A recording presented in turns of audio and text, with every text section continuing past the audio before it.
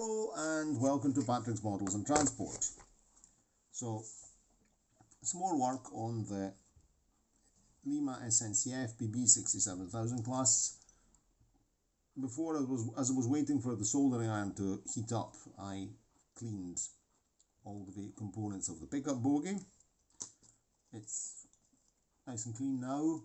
The axle, there's a spot of oxidation. I might have a go over that with I'll go over that with a fiberglass pencil, but not now because I have to use scrap paper, cover everything up, wear a smock, to stop these fiberglass fibers from going everywhere. Then, using the soldering iron, I desoldered. I was actually recording, and then there was I made a mistake, and so I just cut the recording and started afresh. And I desoldered this wire, the wire that connects the motor bogie pickup plate to the brush, to this brush here, to the brush housing. And then I removed the brush housing plate. This was, for some reason, very complicated, because I was pulling the lid off, the cap off the engine, and the commutator was just following me. It was just, coming along. I had to push it back with a toothpick, do all sorts of maneuvers, and eventually it came off. It's the first time I have difficulty in opening a Lima motor, so this needs a good clean. It's never been opened in its life, and the commutator is also rather dirty. So what we're going to do now, I'm going to remove the commutator, pull it out. There's, very important, there's this little brass washer, which has to be kept and put back in place. Mustn't get lost, and we'll just pull this out. There we go, nice and easy. And here's our commutator. It's of the more recent version with the metal, the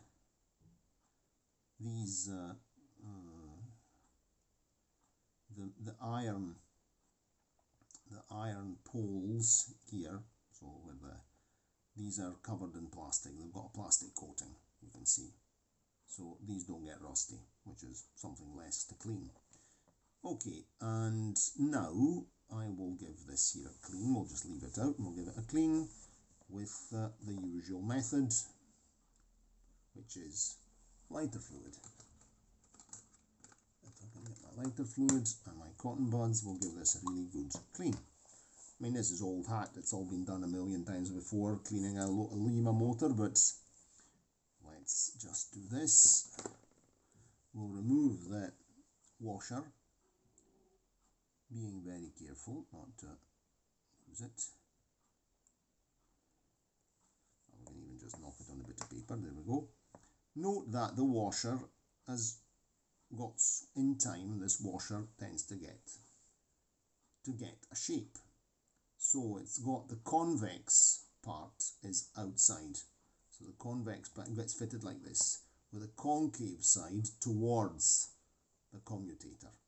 So this has to be refitted as in a certain way. So I'm just popping it in this plastic tray. And now we're going to give this here a good clean. I don't need enlarging specs to do this, I'll just get a sore head. Okay. Let's give this a good clean. I generally clean commutators using lighter fluid, does the job. I don't complicate my life with using T-cut or Brasso. I have Brasso, look how black that is. I have Brasso, but I've got Brasso, the classic one for polishing metal in cotton, the swabs. So I don't have Brasso.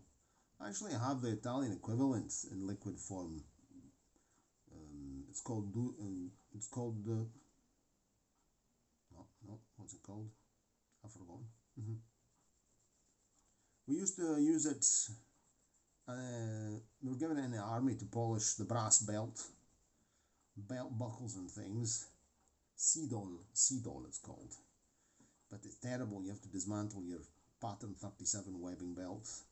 And so I went out to the supermarket and bought Brasso, to the soap shop.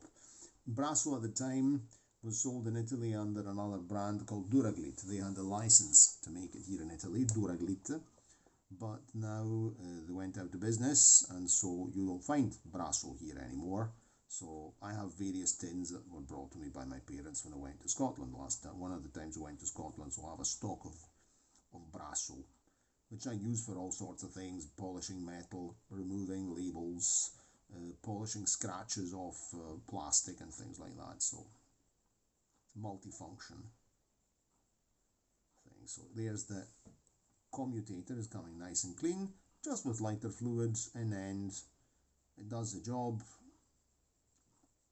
I'm not going to use the fiberglass pencil on here, it makes no sense. And definitely I would not use a rotary tool with a brass wire brush. Okay, a brass wire brush, it's not, but even so, I wouldn't use it. This is good enough, and the motors that have been cleaned like this work perfectly well.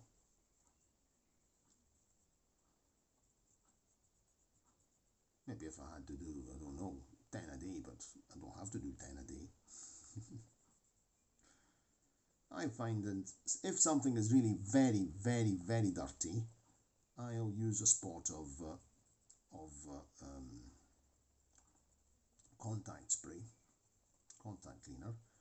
And in fact, I think, considering this has never been opened in its life, I'm going to use some contact cleaner. I've got the remainder of a contact cleaner tin, which I punched a hole in the tin. It didn't have the gas in anymore, the propellant, so I just punched a hole and collected it in a plastic tub.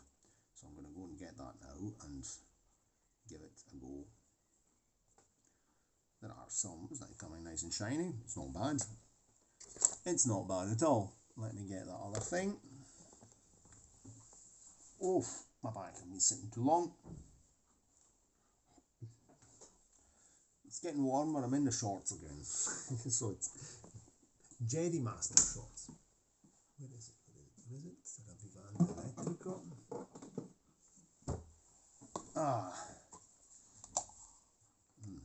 Pretty disgusting. Maybe I should just use the stuff in the can.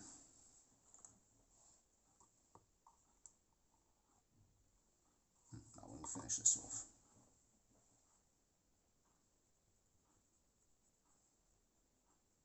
We'll use some of this as well, just to really polish it up, but it doesn't need to be. We don't need to make a meal of this thing here. Anyway, once it gets reassembled, it'll just get dirty again, so important thing is to remove the carbon deposits. Okay, God, this stuff stinks. Alcohol. Honks. Right, let's put this stuff in the bin. Now, a nice sharp toothpick. You always remember to clean the segments between on the commutator. I use a toothpick, dab it in some lighter fluid. I also add a pair of +1 specs to my reading specs to see what I'm doing. And I just go in there and remove any carbon deposits that are in the commutator. Wipe them on this bit of scrap paper. That's nice and clean.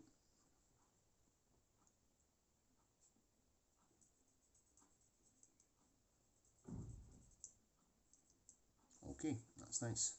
Now, other side of the rotor, let's get another cotton bud,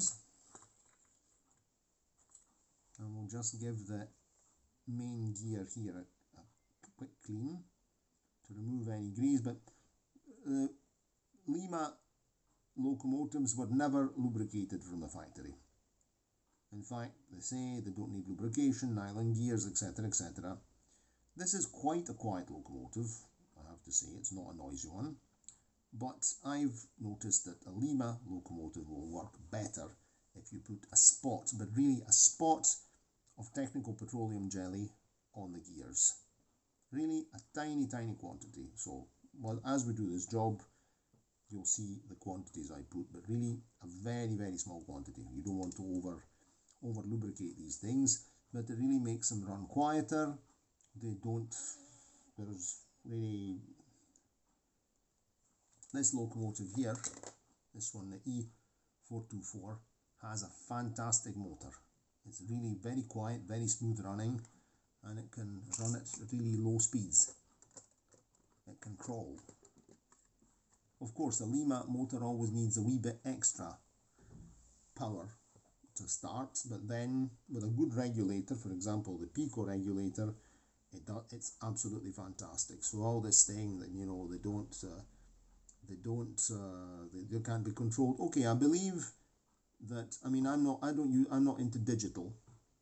I understand that probably on digital control it's better to have a CAN motor like the CD motors, but apart from that, if you're working in analog like myself, the Lima G Type motor, Ringfield motor, is really a very good motor. It's nothing, and it makes a noise, yes, but the question about the noise, there's a noise issue. I remember rheostatic locomotives, electric ones, and diesel electrics and things. They're not quiet. They're not quiet at all. They make a hell of a racket. In particular, diesel electrics make a hell of a racket when they start. And even electrics, the rheostatic locomotives like these ones here, the E424s, the E656s, the E636s, they have a strong voice. So, of course, I can imagine the real noise, but you hear on the layout.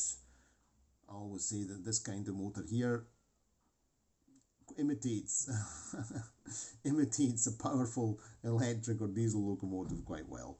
So, I mean, I'm interested in mechanisms and I like playing trains. I don't like complicating my life, but I understand why, you know, with the digital control you might want to have a more, I mean, I see, for example, 5-pole motors, or the Mabuchi motor on the Kleinbein locomotive is really excellent. I mean, some of the 5-pole motors in the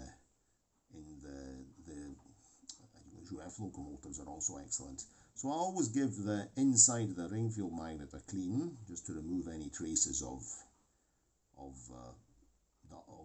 carbon dust, but I see it's quite nice. And a good clean here at the back. I'm also going to remove the, I don't even know, look, this chassis doesn't even have much lint in it. It's not even very dirty. I don't even know whether to remove the gears, because they show no signs of dirt. There's no traces of extra flash. This has been run out the box, never lubricated. Everything's nice and dry, nice and clean. There's no lint, so I'm not bothering taking the. It's very simple. Well, you know, probably you've seen it done about a million times, but if you want to you just take this spring off, pull it out, and then the gear train you can take out the gear train, but the gear train is absolutely spotless. There's nothing wrong with it. It's nice, it's very smooth running. This is pretty quiet Lima G Type locomotive, my motor. So honestly, I think I'm going to save myself the bother. And I also like to follow the rule that if it works, don't touch it. There's no point in touching something that works perfectly well and that's actually quite clean. So now what we're going to do now is, seeing the motor, the commutator is out and I can turn things freely. I'm just going to give the wheels a quick clean with the usual system, cotton bud and lighter fluid. Should have this in a cradle or something, but I'm just going to keep it in my hand like this.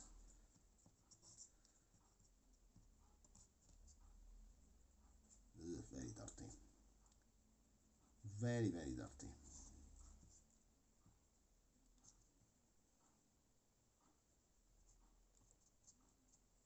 Filth. So, yes, the changing the motor and putting the CD motor in, no doubt, improves reduces the noise, makes it much smoother to operate. But I don't know, I like the Lima G Type pancake motor. And maybe it's also a nostalgic thing, a sentimental thing. I mean, my very first train sets were Limas. Lima was in Vicenza, just 50 kilometers away from here. Maybe I'm a bit also a bit on the patriotic nationalist side. You never know. I mean, I'm half Italian, and the fact that Lima is Italian engineering, blah blah blah. I'm not really touchy about Lima, but there are many shortcomings in Lima models, and I'm the first person to point them out. The fact, for example, I think of every time I'm doing maintenance to a Lima locomotive, I always say this. The fact that Lima never made any Italian state railways steam locomotives, and they could have fitted this kind of motor easily into some of the big ones. They could have made one they could have made. And with one, they would have sold and they would have competed well, properly against Rivarossi on their own ground here in Italy. And Italian modelers, railway modelers or train enthusiasts would have been able to buy, they could have adapted the similar chassis to the BR17, I think it's 262, that one there, but they could have done it, but they never did. They never bothered. It was as if there was an agreement. In fact, many people mentioned that there was maybe an agreement with Rivarossi saying, okay, we are taking care of the diesel and electric sector, the cheaper end of the market. You people at Rivarossi do the high end. We're also pointing a lot on the international market. It was a bit like a gentleman's agreement between the two major Italian model train, a sort of non-competition agreement, because the products were very different. The price ranges were also very different.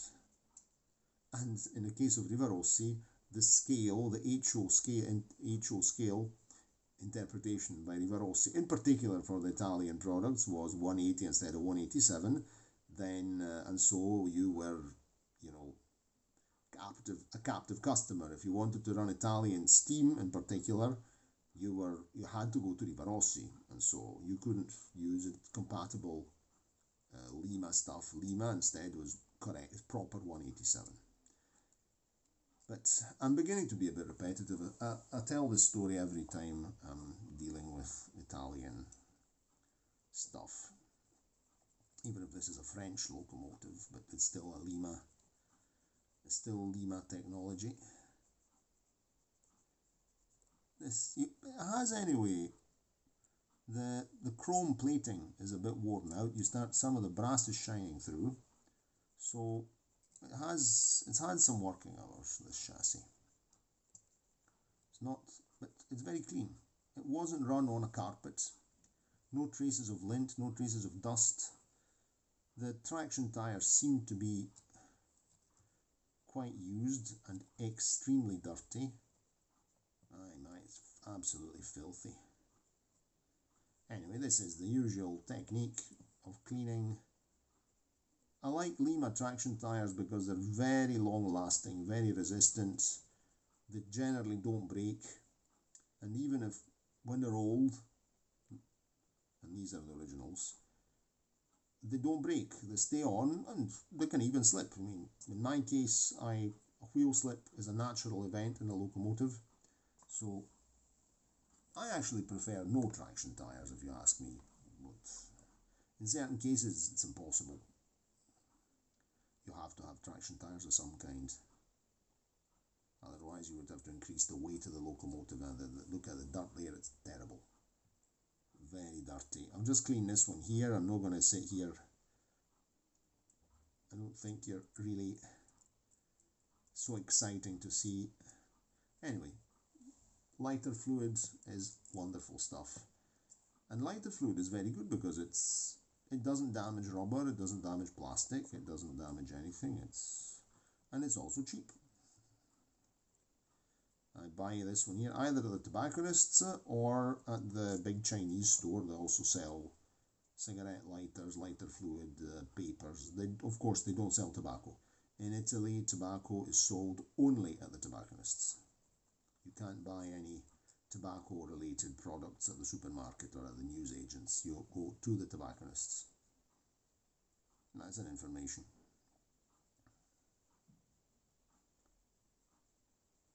Before YouTube starts saying that I'm encouraging people to buy tobacco products, I'm not. It's a bad idea, but in the event that you'd actually do make use of tobacco products then. And in Italy it's tobacconists. Okay, but this stuff here you can buy even at the Chinese store in a normal shop. Lighter fluid, which I keep in this little bottle because it's more practical. Okay, so that's that done. There's one nice and clean traction wheel with the traction tyre, and that's a very dirty one. So there's also another trace of dirt around the back of here. Yep, I think the fiberglass pencil will be employed for some small cleaning. Let's see what's going on here. And there's no traces of lint at all, and really nice. Sometimes you have to dismantle the gears, and they can be noisy because there's flash at the back. There is some flash there, but in this case here it's really very, very shallow and it's not causing any problems. None at all. I've personally never done it. I've never bothered. You can see that anyway, there are traces of sanding here. So in the factory, after taking these off the sprue, they were getting sanded down. You can see the traces, see? And I don't think this locomotive here, this motor has never really been opened. This has never been modified or improved or anything of the kind.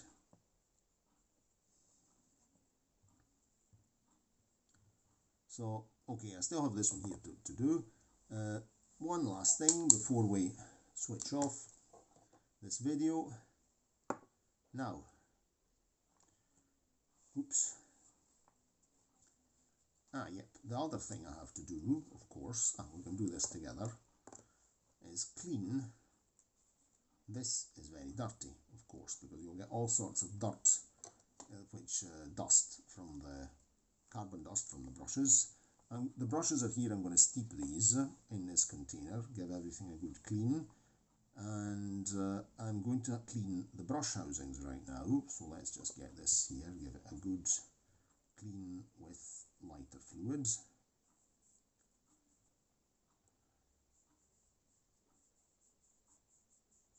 Okay, right. Ooh, that went on the floor. Bingo. On the floor. Well, we'll pick it up after.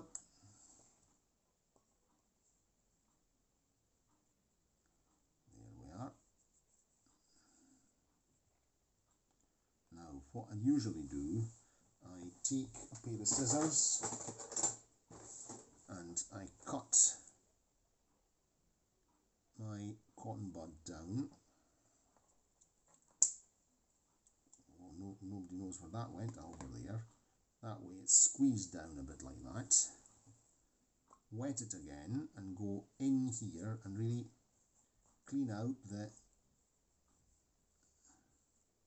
inside of the brush holder. Even if it's just the wet cardboard of the cotton bud handle, that does a very, very good, cleans it very well. And I also clean out the bearing. This is a rotor bearing housing. The bearing is here. Give that a good clean with a cotton bud. Just with the cotton bud handle, wet in lighter fluid, and that will give it a nice clean. That's that done. That's one. Let's do the other one as well, which is nice and just wet that again, stick it in there. There.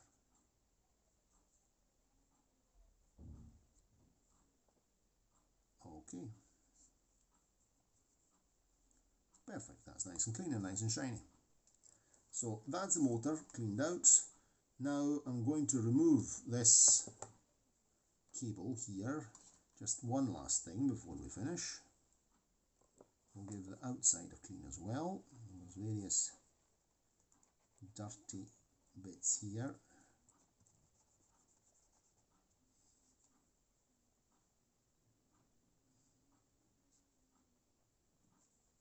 Condition contacts are in, they're clean.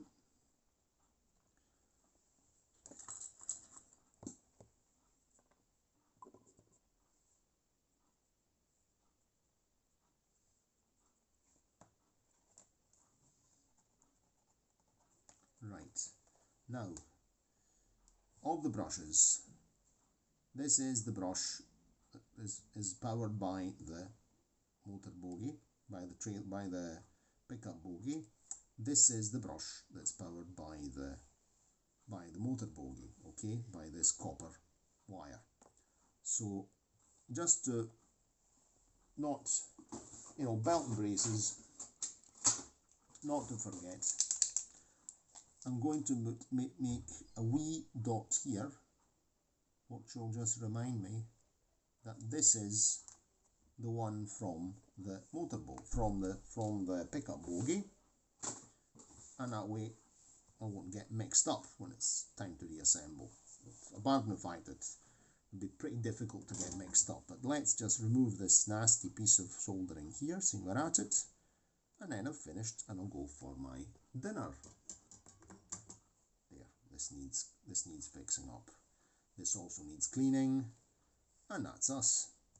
So that was another step in the refurbishment of this locomotive. Very simple. The only wee problem was getting the, you didn't see me, I was having a wrestling match with the thing, and eventually I managed to pull it out, because what was happening, that I still, that's the last thing I have to do, and I'll do it now as we go off camera. I have to clean the rotor axle well, because this is the problem. This was not sliding out of the bearing. It was sort of caught in the bearing, like that. It was caught in the bearing, and that's why this was the whole thing. The brush housing plate was so dragging it with it, and I couldn't get the thing open. So that's that. In the meantime, the camera woman has sneaked in here. I think she wants to speak to me, and but she came in like a ghost. So she's an extremely quiet person, unlike yours truly. Apparently I'm a very noisy person. Okay, she's nodding her head as well. So I hope you enjoyed the video. I'm going to put these brushes to steep in some lighter fluid right now, and get some other odds and ends done. Cheerio, and see you next time. Ciao, ciao.